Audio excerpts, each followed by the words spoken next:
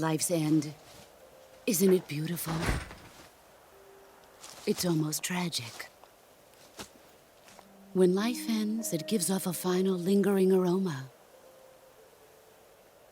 Light is but a farewell gift from the darkness to those on their way to die. I've been waiting, Snake, for a long time. Waiting for your birth, your growth, and the finality of today. Boss, why are you doing this? Why? To make the world one again. The world used to be whole. But with the end of the Second World War, the philosophers began to fight amongst themselves, and the world was torn apart. The Cobras, my comrades who trained and fought alongside me, were torn apart as well. The foibles of politics and the march of time can turn friends into enemies just as easily as the wind changes. Ridiculous, isn't it? Yesterday's ally becomes today's opposition, and this Cold War. Think back, when I was leading the Cobras, America and Russia were fighting together. Now, consider whether America and Russia will still be enemies in the 21st century. Somehow I doubt it. Enemies change along with the times, the flow of the ages, and we soldiers are forced to play along. I didn't raise you and shape you into the man you are today just so we could face each other in battle. A soldier's skills aren't meant to be used to hurt friends. So then what is an enemy? Is there such a thing as an absolute timeless enemy? There is no such thing, and never has been. And the reason is that our enemies are human beings like us. They can only be our enemies in relative terms. The world must be made whole again. The philosophers must be reunited. I will devote my skills to that purpose. And with the Colonel's money, I will achieve that end. Just as I once created the Cobras. They are my family. I may no longer be able to bear children, but I still have a family.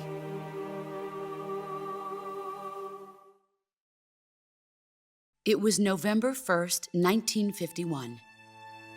I was in the Nevada desert participating in atomic testing.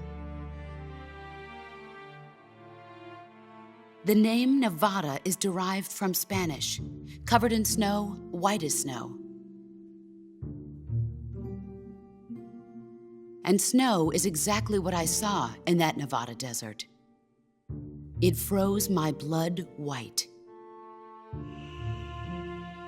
Snake, you were an atomic test subject, weren't you? On Bikini Atoll. That's part of the reason I was drawn to you. You and I are alike. We're both slowly being eaten away by the karma of others. We'll never have the chance to die peacefully of old age.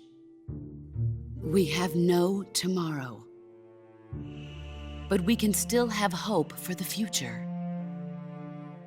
In 1960, I saw a vision of the ideal future from space. 3 years earlier, the Soviet Union had succeeded in launching Sputnik, the first man-made satellite in history, into orbit.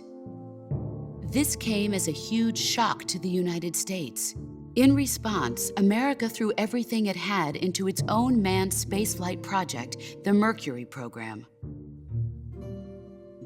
Even as the Soviets seemed poised to send their first man into space, America was still experimenting with chimpanzees and rockets. The government wanted human data. So they secretly decided to send a human being into space. I was the one they chose. At the time, they didn't have the technology to block out cosmic rays, and whoever they sent up would inevitably be exposed to heavy radiation. That's why they chose me. After all, I'd already been irradiated once. Of course, you won't find any of this in the history books. I could see the planet as it appeared from space. That's when it finally hit me. Space exploration is nothing but another game in the power struggle between the US and the USSR. Politics, economics, the arms race, they're all just arenas for meaningless competition. I'm sure you can see that, but the Earth itself has no boundaries. No East, no West, no Cold War. And the irony of it is, the United States and the Soviet Union are spending billions on their space programs and the missile race, only to arrive at the same conclusion. In the 21st century, everyone will be able to see that we are all just inhabitants of a little celestial body called Earth. A world without communism or capitalism, that is the world I wanted to see. But reality continued to betray me. In 1961, I was sent to Cuba, to Bahia de Cochinos. It was part of a CIA-sponsored invasion under the guise of taking Cuban exiles back to their country. But the US government betrayed them. Our weak-kneed president held back their air support. Defenseless, the exiles were annihilated by the Cuban army. All I could do was watch in silence. I was set up by the very country I'd sacrificed so much for, by the very government I dedicated my life to defending. I was driven from the surface world, and I went underground. Then, 2 years ago, I faced the Sorrow, my old comrade in battle. He was my friend. But one of us had to die. I was left with no choice. The Sorrow gave his life for me.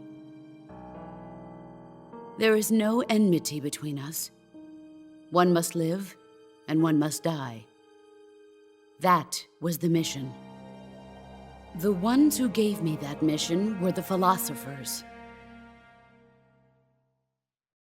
Early in the 20th century, the true holders of power in the United States, the Republic of China, and the newly formed Soviet Union gathered together in a secret meeting that would later be known as the Wise Men's Committee.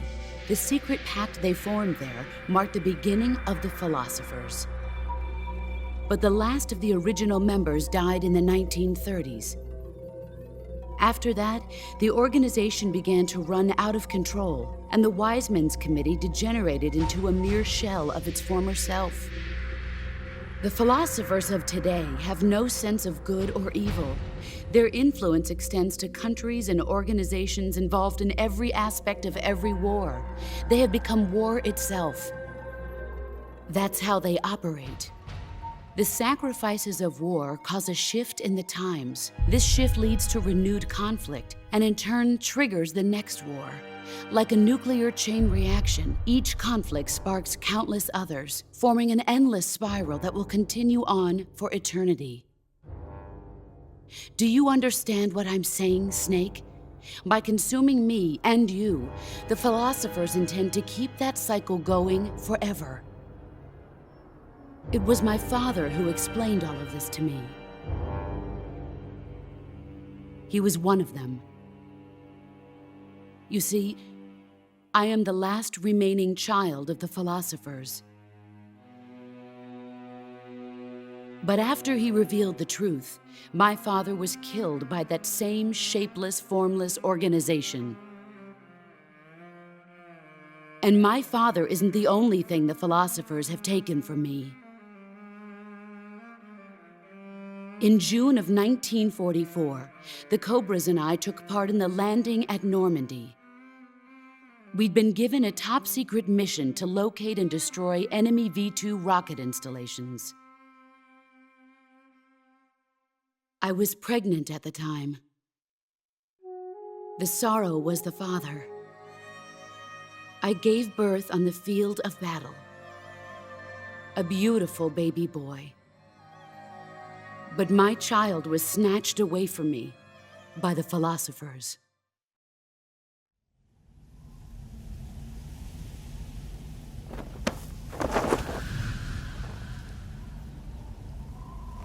Look at this scar. This is proof that I was once a mother. I gave up my body and my child for my country. There is nothing left inside me now.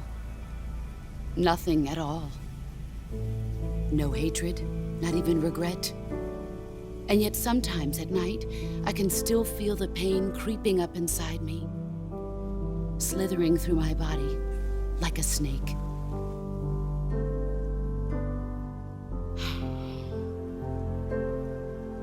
I've never talked this much about myself before. Thanks. Thanks for listening to me.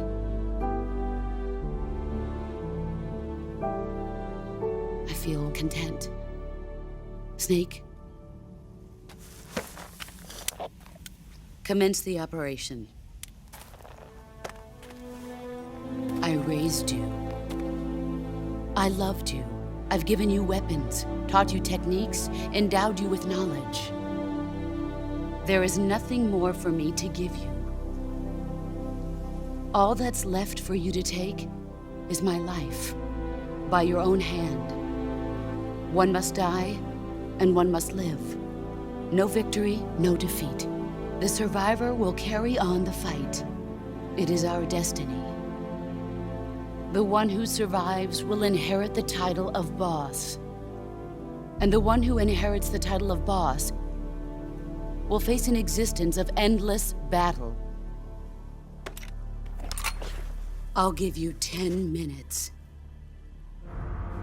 In 10 minutes, MiGs will come and bomb the hell out of this place. If you can beat me in less than 10 minutes, you'll be able to escape in time. Let's make this the greatest 10 minutes of our lives, Jack. Boss. You're a soldier. Finish your mission. Prove your loyalty. Face me.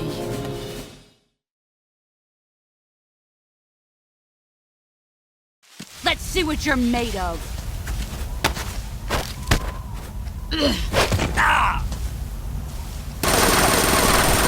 Move or you're dead.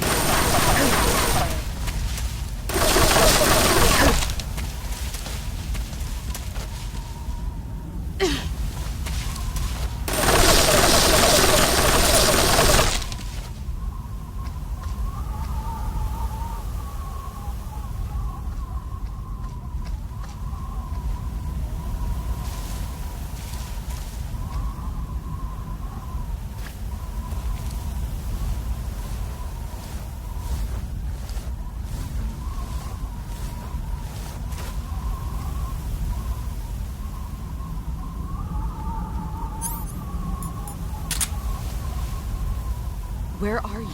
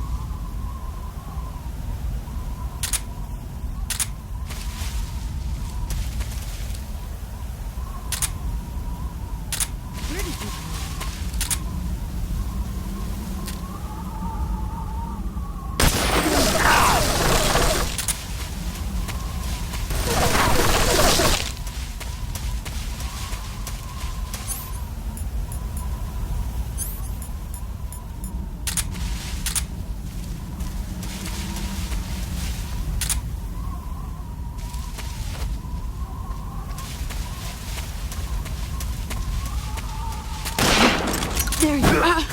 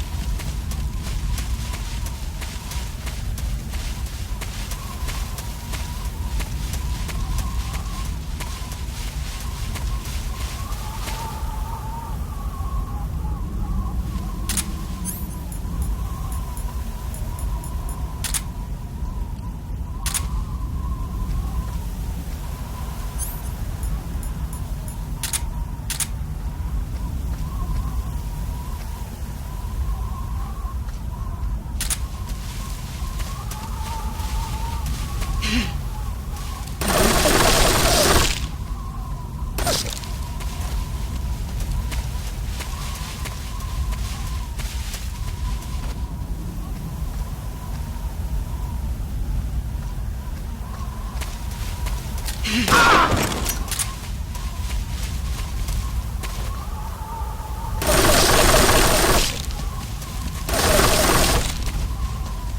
I come!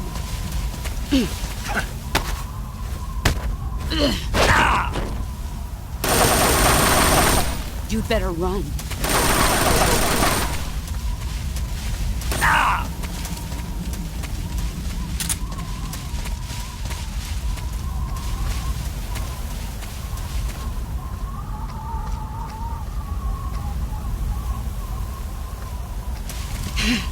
Here I come!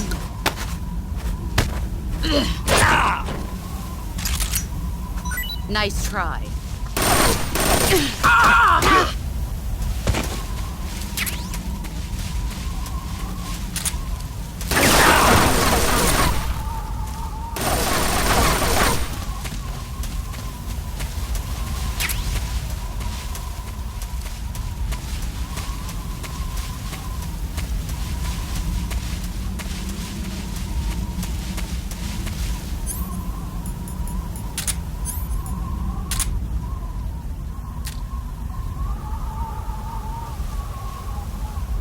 Where are you hiding?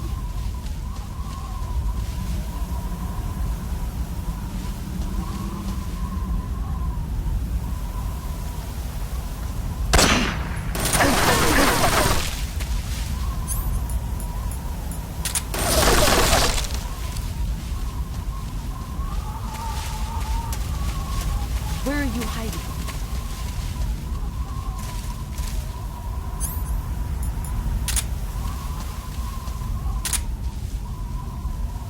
5 more minutes. He's gone.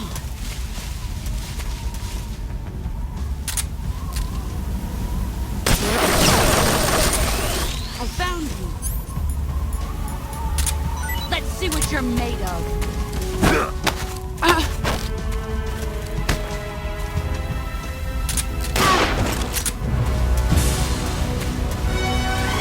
You've gotten strong.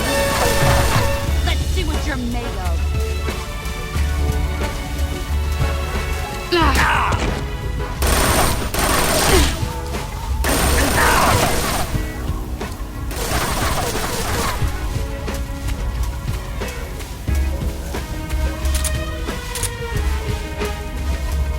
Brace yourself.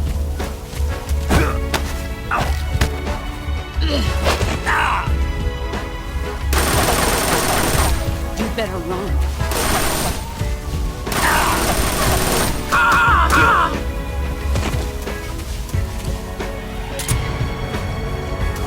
It's no use. Damn.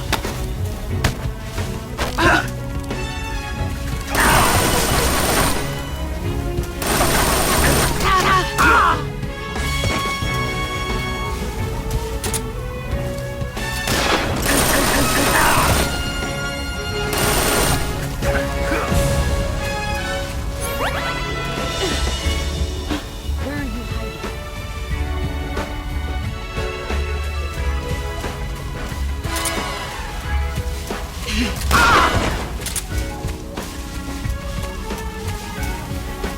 Here I come!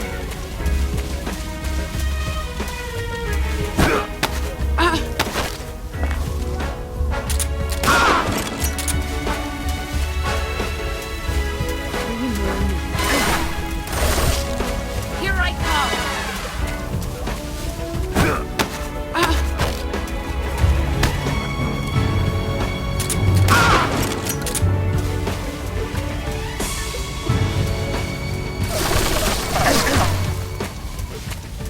What a thrill, the darkness and silence. Where did you go? What a thrill, I'm searching Heads up, Snake! for fear in my heart, but you're so supreme.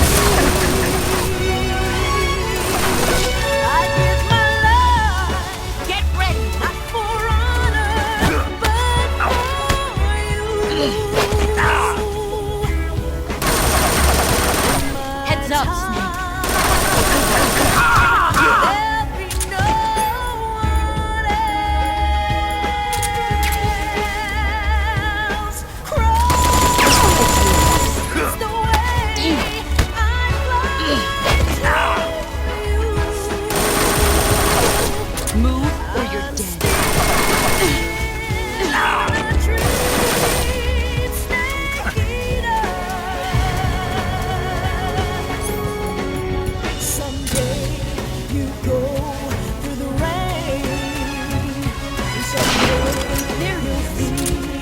Brace yourself. It's a dream, the trial to survive. You better run. For the day you see new light, I give my life. One more minute.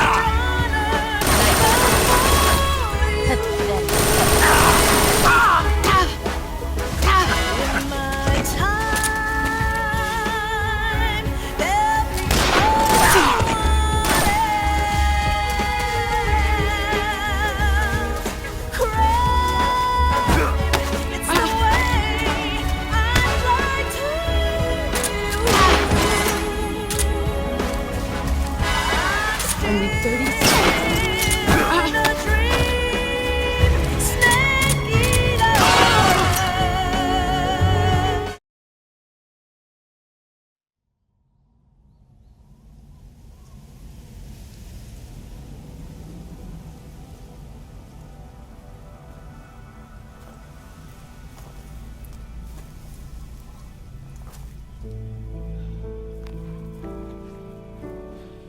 Take this.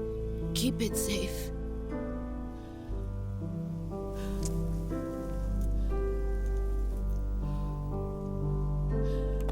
It's our only hope.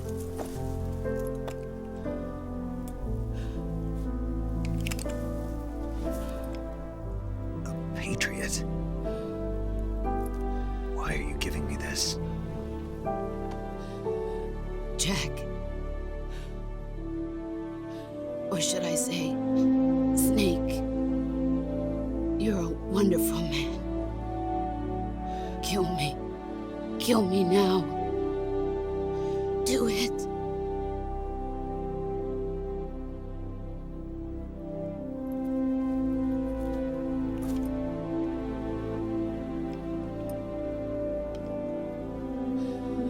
There's only room for one boss and one snake.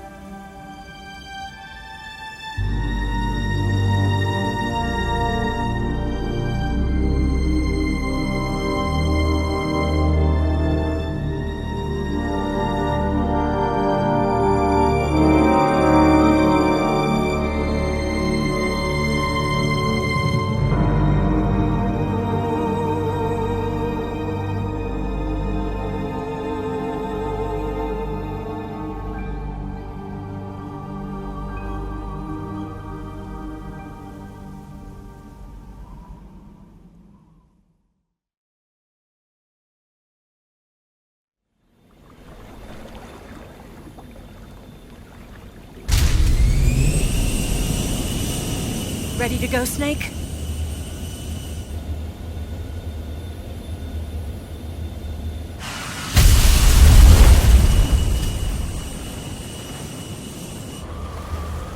Are you okay?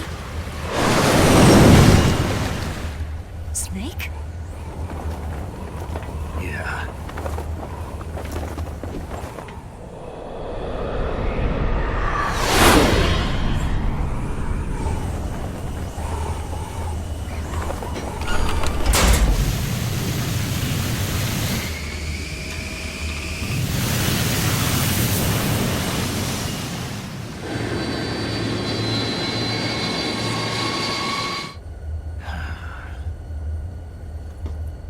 I told you you could trust me.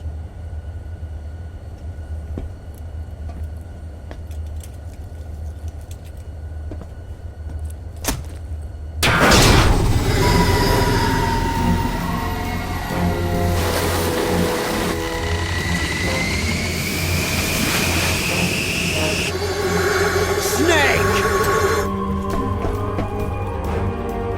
Ocelot! We're not done yet!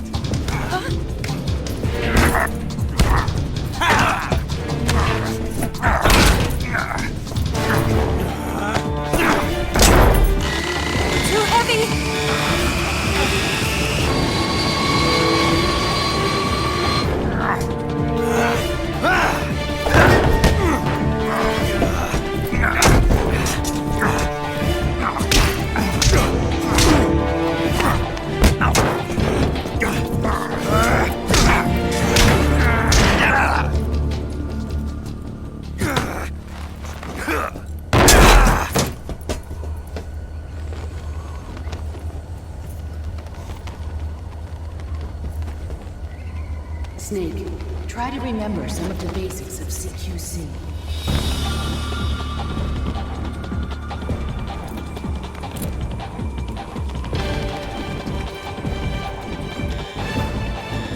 Not good!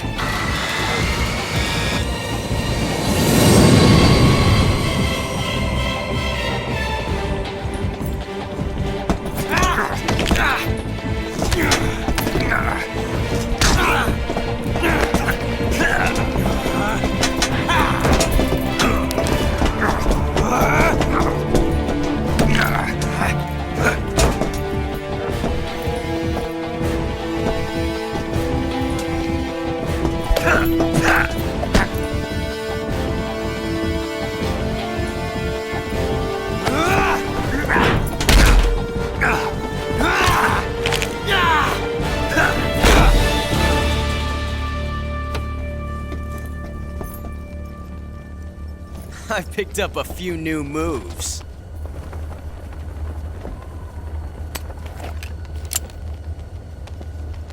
Huh. It doesn't feel right to shoot an unarmed man. But I'll get over it. Eva!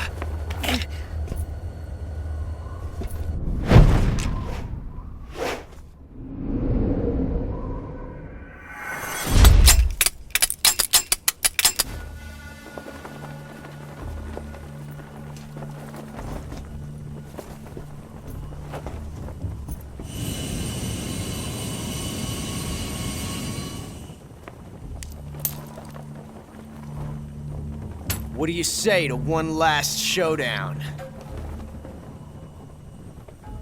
Yeah, all right.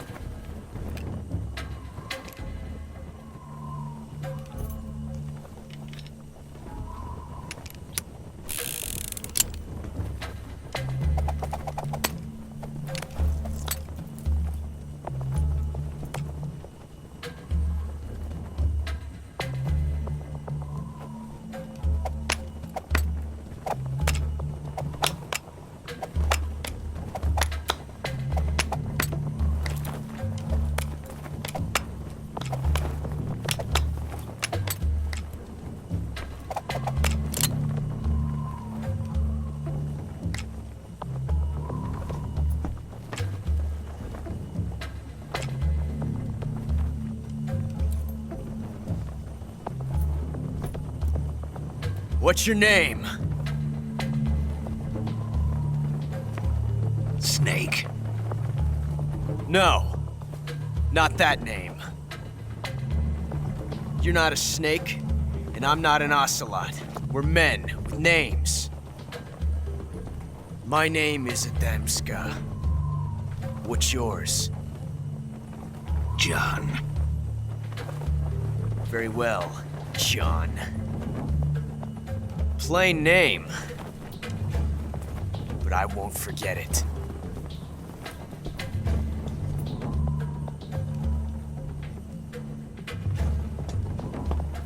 Come on!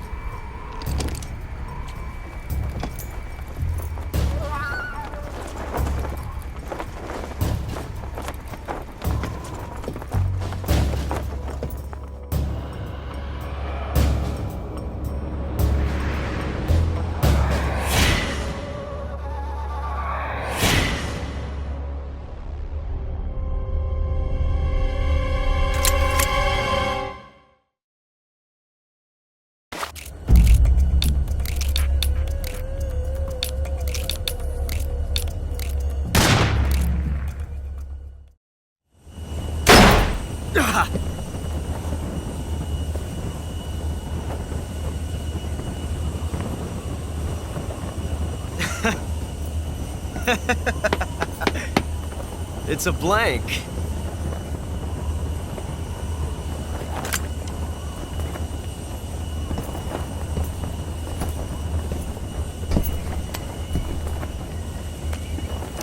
Oh, that was fun. Till we meet again, John.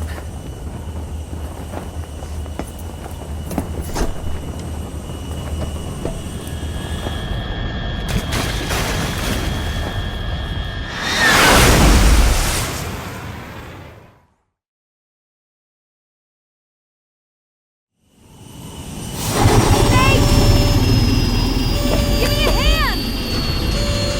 Whoa!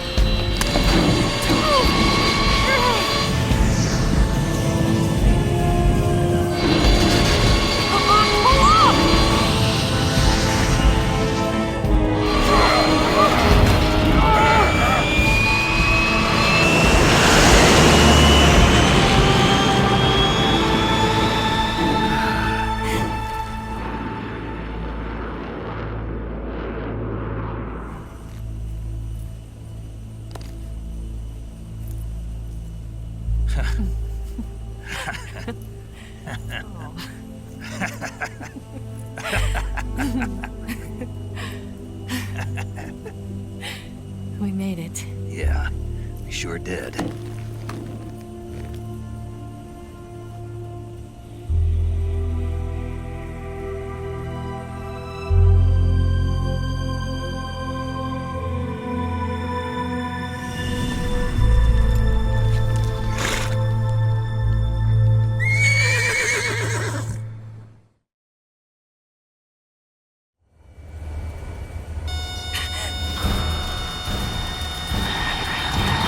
Oh no, Migs!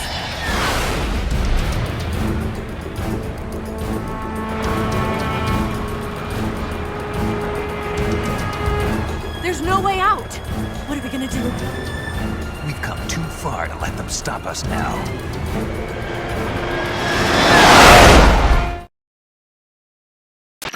Well done, Chef. Is this his way of helping us? Who knows? Maybe he didn't want things to get messier than they already are. Or maybe he just wanted us to owe him one. The important thing is, you made it out alive. As long as Khrushchev is with us, I don't think they'll be coming after you. It should be smooth sailing all the way to Alaska. I'm sending someone out to Galena Base to meet you. To meet me? The DCI and the President himself are waiting at Langley. Don't keep them waiting.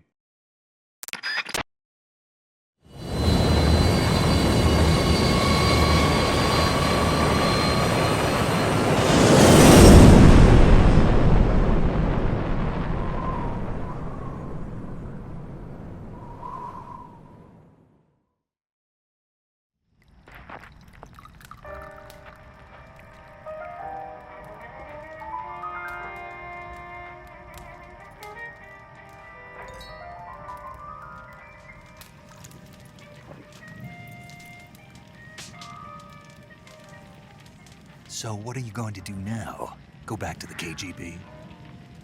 What do you want me to do? Did you ever think about coming back to America? I can't go back. I've left America behind me. But you saved this country. I didn't do it alone.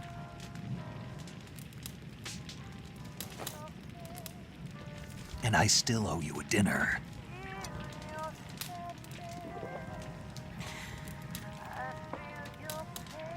Is that part of your mission too? Or is it an order? Or is it an invitation?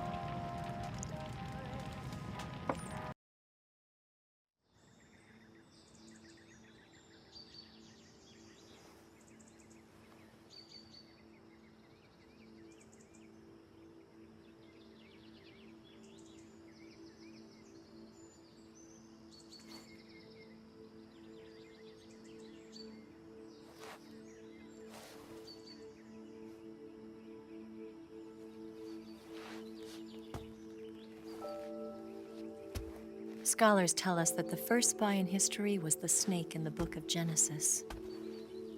In that story, it was Eve who was tempted by the snake in the Garden of Eden. But this time around, it was I who tempted the snake and got away with the forbidden fruit of knowledge. Forgive me, snake.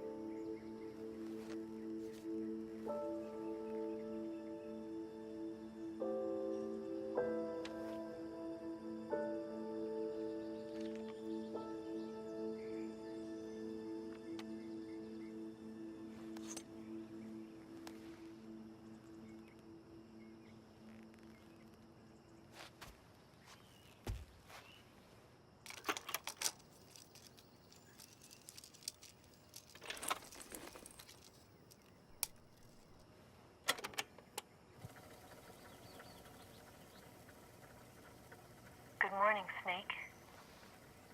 I hope you slept well. First of all, I have to apologize. I wasn't sent by Khrushchev. I'm not a KGB spy, and I never worked for the NSA. I'm an agent of the People's Republic of China for the General HQ 2nd Department of the People's Liberation Army. It was all a lie. I tricked you. And I'm sorry.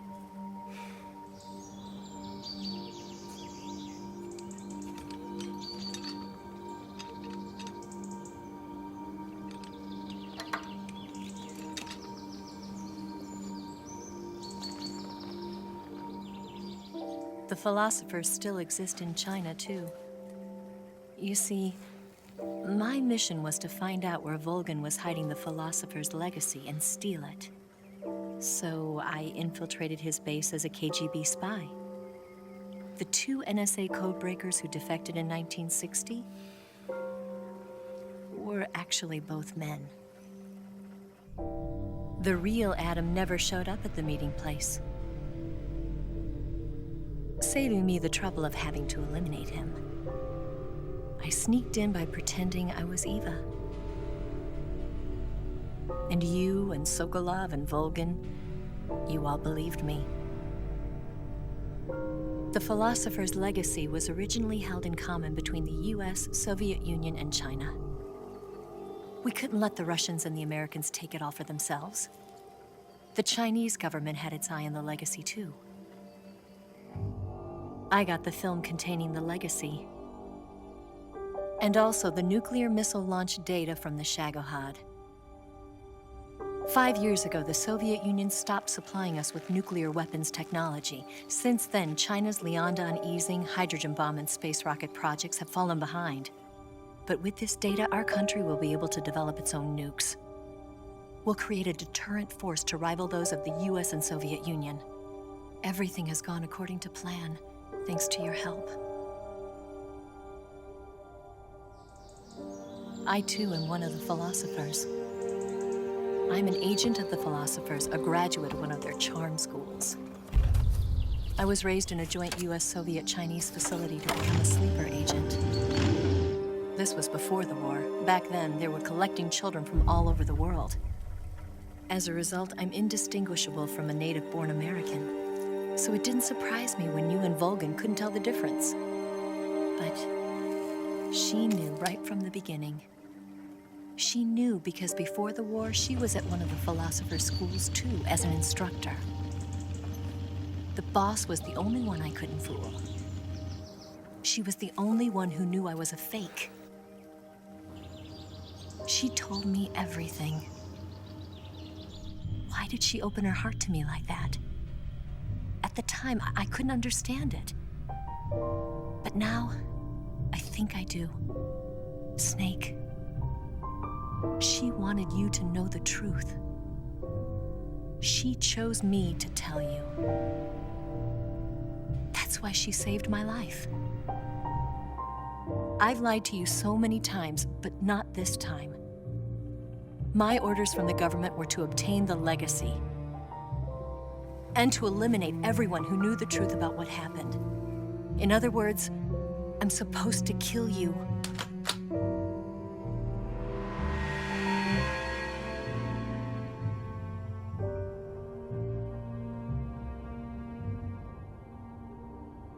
But I can't do it. Not because we loved each other. And not because you saved my life. But because I made a promise to the boss. And I intend to keep it. I just wanted you to know. And you have to live.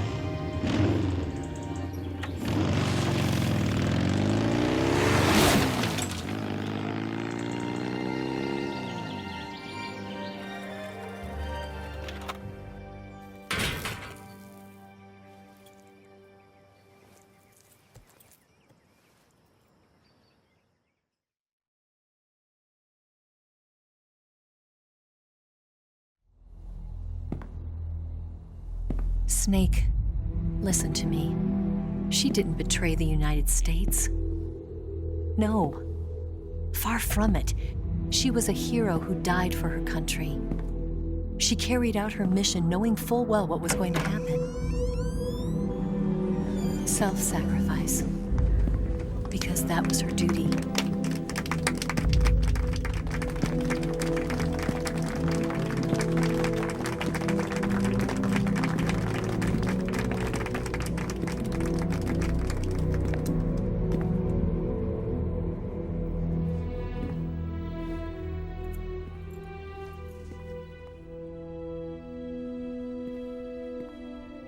You are above even the boss. I hereby award you the title of Big Boss.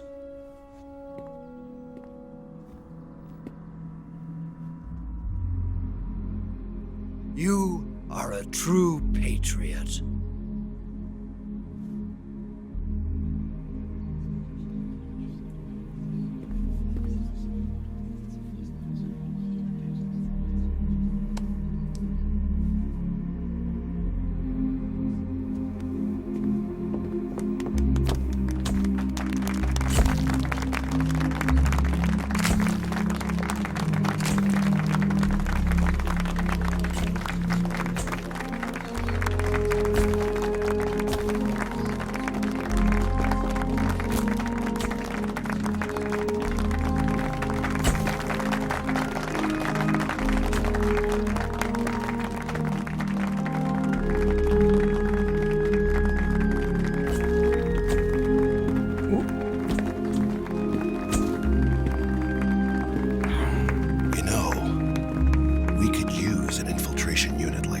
In the army. Someone like him to handle our top secret sneaking missions for us. A man who combines the qualities of a soldier and an agent. The boss's defection was a ruse set up by the US government. It was all a big drama staged by Washington so they could get their hands on the philosopher's legacy. And the boss was the star of the show. They planned it so that they could get the legacy that Colonel Volgan inherited and destroy the Shagohod at the same time. Only a legendary hero like the boss could have earned Volgan's trust. Finding out where the philosopher's legacy was hidden was to be her greatest mission. Everything was going according to plan. But then something happened that no one could have predicted. Colonel Volgin fired an American-made nuclear warhead at Sokolov's research facility. Khrushchev demanded that the US government provide proof that it wasn't involved. They couldn't just abort the operation to steal the legacy. So the operation itself was greatly expanded and revised. The authorities in Washington knew that in order to prove its innocence, they'd have to get rid of the boss, and that one of their own would have to do the job. The public couldn't be allowed to find out about it, not ever. This, they concluded, would be the best way to keep the whole thing under wraps. The boss wouldn't be allowed to come back home alive, and she wouldn't be allowed to kill herself. Her life would be ended by her most beloved disciple. That was the way the government wanted it. That was the mission she was given, and she had no choice but to carry it out. Her death at your hands was a duty she had to fulfill. Out of duty, she turned her back on her own comrades. A lesser woman would have been crushed by such a burden. The taint of disgrace will follow her to her grave. Future generations will revile her. In America as a despicable traitor with no sense of honor. And in Russia as a monster who unleashed a nuclear catastrophe. She will go down in official history as a war criminal. And no one will ever understand her. That was her final mission. And like a true soldier, she saw it through to the end. But I think she wanted you, of all people, to know the truth.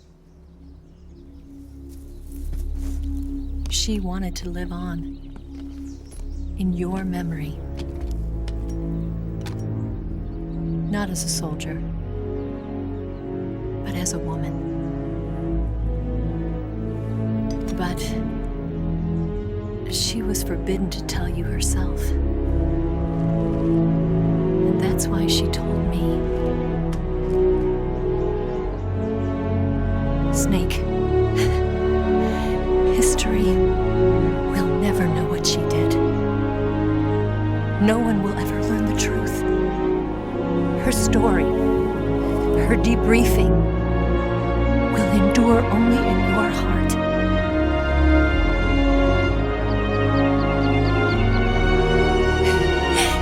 Everything she did for her country. She sacrificed her life and her honor for her native land. She was a real